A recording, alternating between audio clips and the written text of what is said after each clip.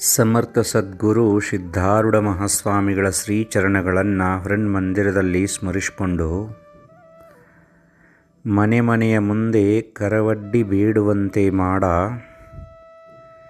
ಬೇಡಿದರೆ ಇಕ್ಕದಂತೆ ಮಾಡ, ಇಕ್ಕಿದರೆ ನೆಲಕ್ಕೆ ಬೀಳುವಂತೆ ಮಾಡ, ನೆಲಕ್ಕೆ ಬಿದ್ದರೆ ನಾ ಎತ್ತಿಕೊಳ್ಳುವ ಮುನ್ನ ಶುನಕ ಬಂದು ಎತ್ತಿಕೊಂಡು ಹೋಗುವಂತೆ ಮಾಡ ಚನ್ನಮಲ್ಲಿಕಾರ್ಜುನ ಅಂಥೇಳಿ ಅಕ್ಕ ಮಹಾದೇವಿ ಎಷ್ಟು ಸುಂದರವಾದಂಥ ವಚನವನ್ನು ಹೇಳ್ತಾಳೆ ನೋಡ್ರಿ. ಪರಮಾತ್ಮನಲ್ಲಿ ಪ್ರಾರ್ಥನೆ ಮಾಡಿದ್ಲಕ್ಕಿ ಚನ್ನಮಲ್ಲಿಕಾರ್ಜುನನಲ್ಲಿ ಏನಂತೇಳಂದ್ರೆ, ಮನೆ ಮುಂದೆ ಹೋಗಿ ಕೈ ಎತ್ತಿ ಬೇಡೋ ಹಂಗೆ ಮಾಡ, ನಾನು ಭಿಕ್ಷಾ ಬೇಡವ್ರು ಹಂಗೆ ಮಾಡನ್ಲಕ್ಕೆ. ಬೇಡಿದರೆ ಇಕ್ಕದಂತೆ ಮಾಡ, ಬೇಡಿದೂಪ ಅಂದ್ರೆ ನನಗೆ ಕೊಡದಂಗೆ ಮಾಡೋ. ಯಾರೇ ಒಂದು ಸ್ವಲ್ಪ ಪ್ರೀತಿ ಬಂದು ಒಂದು ಅರ್ಧ ರೊಟ್ಟಿ ಕೊಟ್ರೆ ಅದು ನೆಲಕ್ಕೆ ಬೀಳೋ ಹಂಗೆ ಮಾಡ. ನೆಲಕ್ಕೆ ಬಿದ್ದೈತಿ ಅಂತ ಹೇಳಿಕಾರ ನಾ ತಗೊಳ್ಳೋಕ್ಕಿಂತ ಮೊದಲು ಒಂದು ನಾಯಿ ಬಂದು ಅದನ್ನು ತಗೊಂಡು ಹೋಗುವ ಹಂಗೆ ಮಾಡಪ್ಪ ಚನ್ನಮಲ್ಲಿಕಾರ್ಜುನ. ಪೂರ್ವಿಪದಿಯಂಬಿಟ್ಟು ನಿರ್ವಾಣಯುತಿಯಾಗಿ ಸರ್ವಕರಣೇಂದ್ರಿಯ ಗುಣಗಳಳಿದು ಪರ್ವತೇಶನ ಬೆರೆತ ಸರ್ವಸುಖಿ ಮಹಾದೇವಿ ಅಂತ ಕರೆದ್ರು ನೋಡ್ರಿ ಅಕ್ಕ ಮಹಾದೇವಿಯನ್ನು.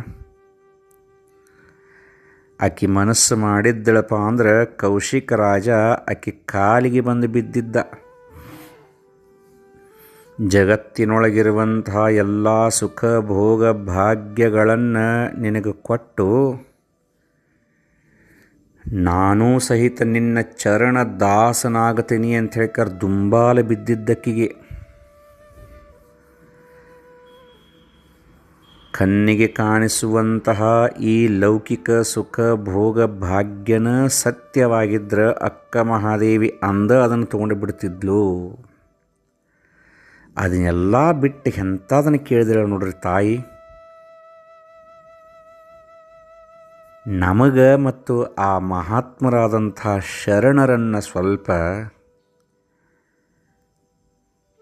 ಹೊಂದಾಣಿಕೆ ಮಾಡಿ ನೋಡ್ಕೊಂಡು ಬಿಟ್ರೆ ಅವರ ಆಕಾಶದ ಮೇಲೆ ಅದಾರ, ನಾವು ಪಾತಾಳದಕ್ಕಿಂತ ಕೆಳಗದೇವು ನೋಡ್ರಪ್ಪ. ನಮಗೆ ಎಷ್ಟು ಕೊಟ್ರೂ ಸಹಿತ ಸಾಕಾಗವಲ್ತು. ಬರೀ ದುಃಖ ಬೇಡ ಅಂತ ಹೇಳ್ಕರೆ ಬರೀ ಬಾಯಿಲೆ ಹೇಳವ್ರು ನಾವು. ದುಃಖ ಬ್ಯಾಡ ಅಂದರೆ ಹೆಂಗೆ ನಡ್ಕೋಬೇಕು ಅಂತ ತಿಳ್ಕೊಳ್ಳೋಕ್ಕೂ ಒಲ್ಲೆಯಾಗಿದ್ದೇವೆ, ಹಂಗೆ ನಡ್ಕೊಳ್ಳೋಕ್ಕೂ ಒಲ್ಲೆಯಾಗಿದ್ದೇವೆ. ಅಕ್ಕ ಮಹಾದೇವಿ ಎಷ್ಟು ದುಃಖವನ್ನು ಅನುಭವಿಸಿದಳು, ಜೀವನದೊಳಗೆ ಎಷ್ಟು ಕಷ್ಟವನ್ನು ಅನುಭವಿಸಿದಳು ನೋಡ್ರಿ. ಅಂಥೇಳಿ ಇವತ್ತು ಆ ತಾಯಿಯನ್ನು ಸ್ಮರಣೆ ಮಾಡಿದ್ರೆ ನಮ್ಮ ಮೈ ರೋಮಾಂಚನವಾಗಕತ್ತದ. ನಾವು ಬೇಡ್ತೀವಿ ನೋಡ್ರಿ, ಏನು ಬೇಡ್ತೀವಿ? ಮಕ್ಕಳನ್ನ ಬೇಡ್ತೀವಿ, ಆಸ್ತಿ ಬೇಡ್ತೀವಿ, ಅಂತಸ್ತು ಬೇಡ್ತೀವಿ, ಅಧಿಕಾರ ಬೇಡ್ತೀವಿ. ಪರಮಾತ್ಮ ಎಲ್ಲ ಕೊಟ್ಟರೂ ಸಹಿತ ತೃಪ್ತಿನೇ ಇಲ್ಲ, ಮತ್ತು ಇನ್ನೂ ಬೇಕು ಅನ್ಕೊಂತ ಬಿಕಾರಿಗಳಾಗಿ ಹೋಗಿಬಿಡ್ತೀವಿ ನೋಡ್ರಿ ನಾವು. ತಾಯಿ ಅಕ್ಕ ಮಹಾದೇವಿ ಎಂಥ ಕಷ್ಟವನ್ನು ಬೇಡಿದಳು ನೋಡ್ರಿ. ಅದಕ್ಕೆ ನಾವು ಏನು ಮಾಡ್ಬೇಕಂದ್ರೆ ಅವ್ರ ಜೀವನಗಳನ್ನು ಸ್ವಲ್ಪ ತಿಳ್ಕೊಂಡು ಬಿಟ್ರೆ, ಅವ್ರು ನಡೆದಂಥ ದಾರಿಯನ್ನು ನೋಡಿಬಿಟ್ರೆ, ಅವರು ಪಟ್ಟಂಥ ಕಷ್ಟಕ್ಕೆ ನಮ್ಮ ಕಷ್ಟ ಏನೂ ಅಲ್ಲ, ಇಷ್ಟು ಮಾತ್ರ ತಿಳ್ಕೊಳ್ರಿ. ಅದಕ್ಕೆ ಈ ಲೌಕಿಕವಾಗಿ ಬರುವಂಥ ಸುಖ ಬರ್ಬೋದು, ಹೋಗಬಹುದು. ಅದ್ರ ಬಗ್ಗೆ ತಲೆ ಕೆಡಿಸ್ಕೊಳ್ಳೋದು ಬೇಡ. ಆದಷ್ಟು ಪುಣ್ಯದ ಕೆಲಸ ಮಾಡ್ಕೊತ ಹೋದ್ರೆ, ಆದಷ್ಟು ಒಳ್ಳೆಯದನ್ನು ಮಾಡ್ಕೊತ ಹೋದ್ರೆ ಸಾಕಂತ ನನ್ನ ಅನಿಸಿಕೆ. ದೇವಕಿ ಪುತ್ರನಾಗಿ ಕೃಷ್ಣ ಪರಮಾತ್ಮ ಹುಟ್ಟಿದ ಜಗತ್ತಿನೊಳಗೆ ಕಂಸನನ್ನು ಸಂಹಾರ ಮಾಡೋಕ್ಕಾಗಿ.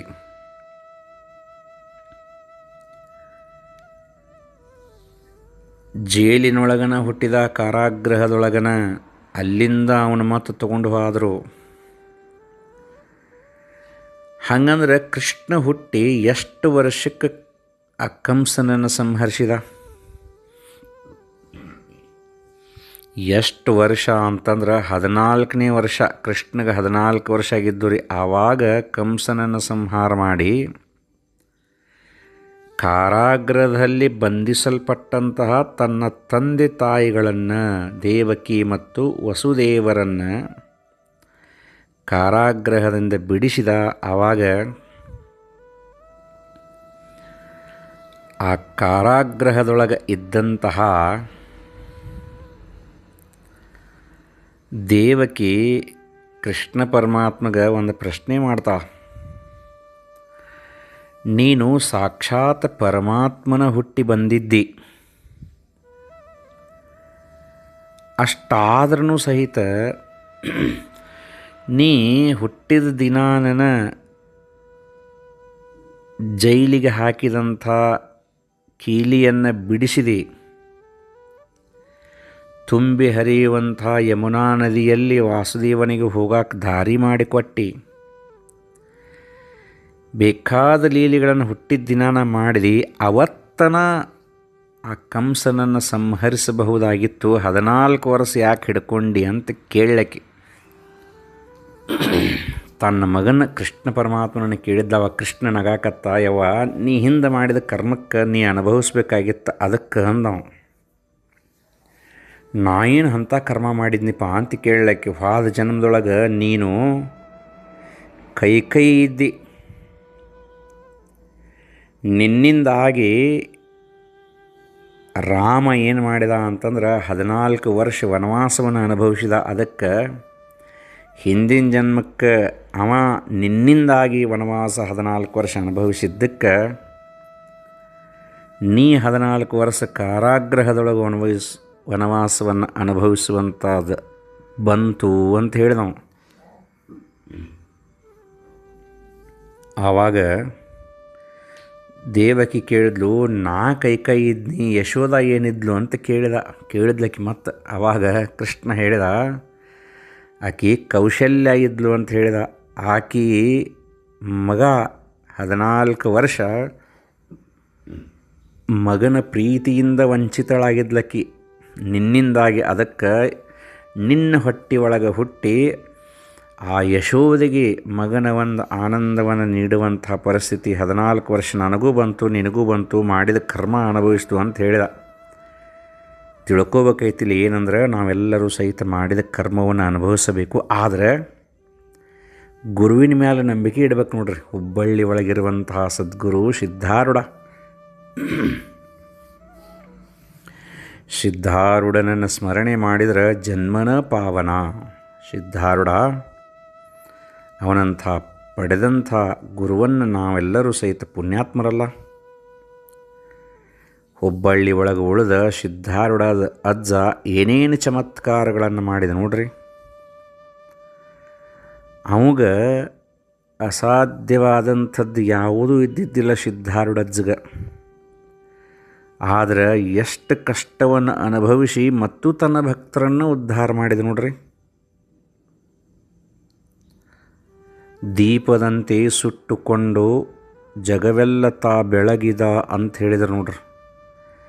ಕೊಂಚ ಸಂಶಯ ಇಲ್ಲದೆ ಅಲ್ಲಿ ಸ್ಥಾನ ಹೂಡಿಕೊಂಡ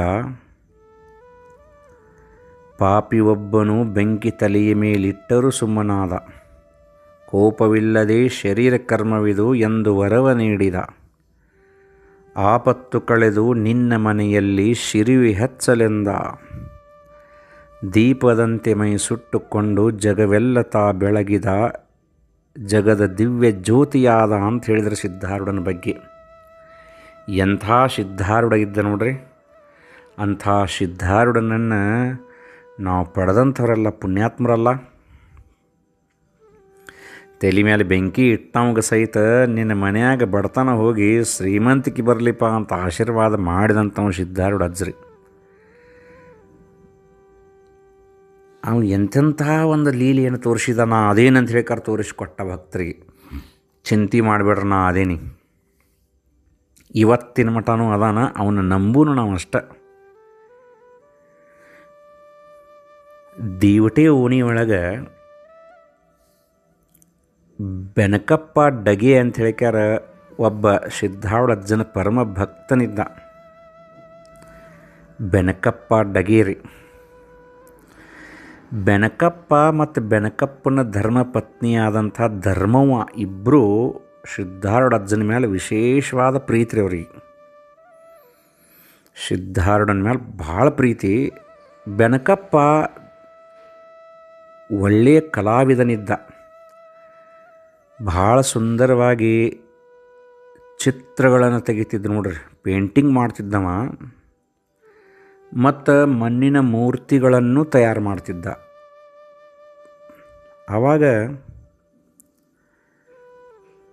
ಈಗಾದರೂ ಸಹಿತ ಸಿದ್ಧಾರೂಢಜ್ಜನ ಶಯನ ಮಂದಿರದ ಮ್ಯಾಲಿರುವಂಥ ಒಂದು ಕೂಲಿ ಒಳಗೆ ಆವಾಗಿನ ಕಾಲಕ್ಕೆ ಅಂದ್ರೆ ಕನಿಷ್ಠ ಒಂದು 100 ವರ್ಷದ ಹಿಂದೆ ಬೆನಕಪ್ಪ ತೆಗೆದಿದ್ದು ತೈಲ ಚಿತ್ರಗಳ ಗ್ವಾಡಿ ಮೇಲೆ ಇನ್ನೂ ಅದಾವ್ರಿ. ಶಯನ ಮಂದಿರದ ಮ್ಯಾಲಿರುವಂಥ ಕೂಲಿ ಒಳಗೆ ನಾನು ನೋಡೇನದನ್ನು. ಭಾಳ ಸುಂದರವಾದಂಥ ಚಿತ್ರಗಳನ್ನು ತೆಗಿಯಾಮ ಬೆನಕಪ್ಪ. ಮತ್ತು ಸಿದ್ಧಾರೂಢರ ಮೇಲೆ ಭಾಳ ಪ್ರೀತಿ. ದಿನಕ್ಕೆ ಒಮ್ಮೆ ಆದರೂ ಸಹಿತ ಬಂದು ಅವ್ರ ದರ್ಶನ ತೊಗೊಂಡು ತನ್ನ ಕಾಯಕವನ್ನು ಮಾಡವ. ಅವನ ಧರ್ಮಪತ್ನಿಯಾದಂಥ ಧರ್ಮವ್ಗೆ ಒಂದು ವಿಚಾರ ಬಂತು. ಏನಂದ್ರೆ,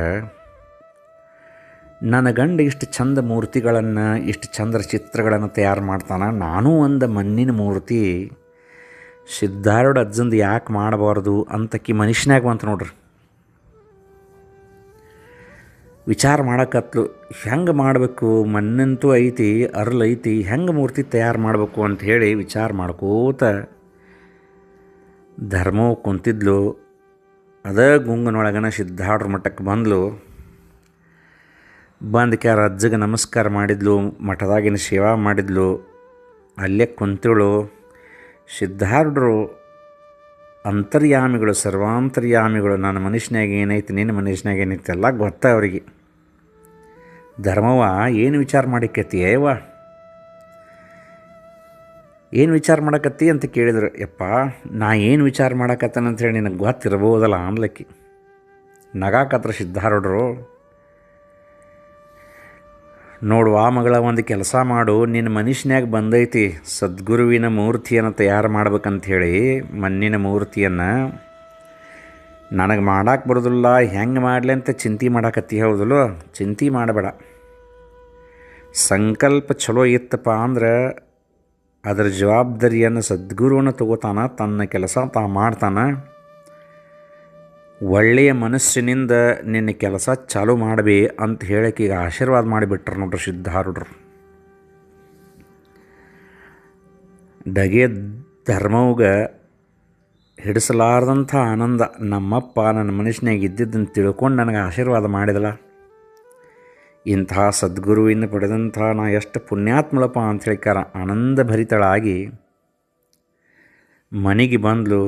ಮನೆಗೆ ಬಂದಕ್ಯಾರ ಒಂದು ಕಟ್ಗೆ ಮನೆ ಮ್ಯಾಲೆ ಹರ್ಲು ಇಟ್ಕೊಂಡು ಮೂರ್ತಿ ಮಾಡಕ್ಕೆ ಪ್ರಯತ್ನ ಮಾಡಕತ್ಲು. ಬೆನಕಪ್ಪ ಕೇಳಿದ ಧರ್ಮವನ್ನ ಹೆಂಡ್ತಿನ ಕೇಳಿದ, ಏನು ಮಾಡಕತ್ತಿ ಅಂದ. ನಾ ಸಿದ್ಧಾರೂಢಜ್ಜನ ಮೂರ್ತಿ ಮಾಡಕ್ಕಿದ್ದೀನಿ ಅಂದ್ಲಕ್ಕಿ. ನಗಾಕತ್ತ. ಹೌದಾ ಅಯ್ಯವ್ವ, ನೀ ಮೂರ್ತಿ ಮಾಡಕ್ಕಿದೀಯ? ಹೌದು, ನಾ ಮೂರ್ತಿ ಮಾಡಕ್ಕಿದ್ದೀನಿ. ಹೆಂಡ್ತಿ ಕೇಳ್ದ, ಮದುವೆ ಮೂರ್ತಿ ಮಾಡಕ್ಕಿದೀಯ? ಮಾಡ್ತೀನಿ.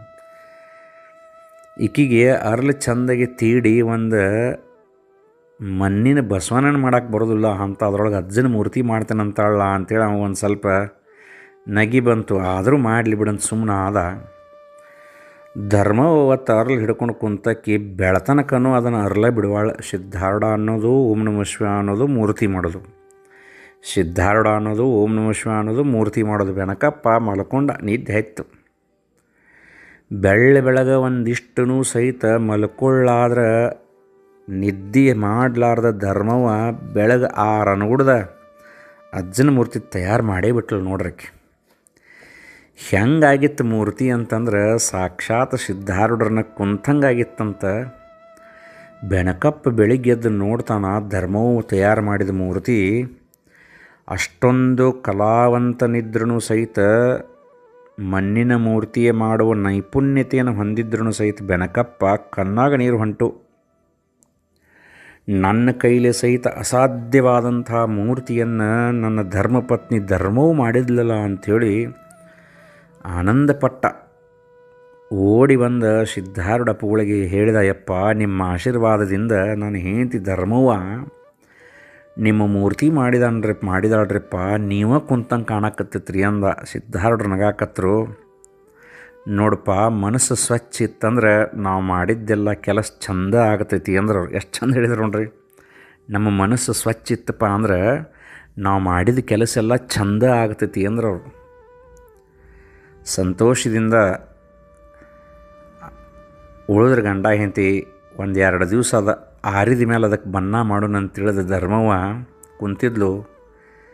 2 ದಿವಸ ಬಿಟ್ಟು ಆರಿದ ಮೇಲೆ ಏನಾಗಿತ್ತು ಗೊತ್ತೇನ್ರಿ, ಆ ಮೂರ್ತಿಗೆ ಹನಿ ಹಂತಕ್ಕೆ ಒಂದು ಹಳ್ಳ ಸಿಕ್ಕೊಂಡಿತ್ತು ಆ ಮೂರ್ತಿ ಒಳಗೆ. ಅರಳಿನಾಗಿಂದು ಹಸಿ ಇದ್ದಾಗ ಅದು ಕಂಡ್ರಿಕಿಲ್ಲ, ಒಣಗಿದ ಮೇಲೆ ಸ್ವಲ್ಪ ಮೂರ್ತಿ ಇದಾಗಿತ್ತು, ಅಲ್ಲಿ ಒಂದೀಟು ಹಳ್ಳ ಕಾಣಕತ್ತಿತ್ತು. ಆಕೆ ಏನು ಮಾಡಿದ್ಲು, ಈ ಹಳ್ಳ ಎದ್ದು ಕಾಣತೈತಿ ನಿಂದ್ರ ಅಂಥೇಳಿ ಒಂದು ಡಬ್ಬಣದಂಥ ಅದೊಂದು ಚೂಪಂದು ಒಂದು ಇದನ್ನು ತೊಗೊಂಡ ಆ ಹಳ್ಳ ತೆಗ್ಯಾಕೆ ಅದನ್ನು ಅಡ್ಡಾಕತ್ಲಂತ ಅಷ್ಟು ಅನ್ಗುಡ್ದ ಆ ಮಣ್ಣಿನ ಮೂರ್ತಿ ಕಾಯಕತ್ತಂತ್ರದು.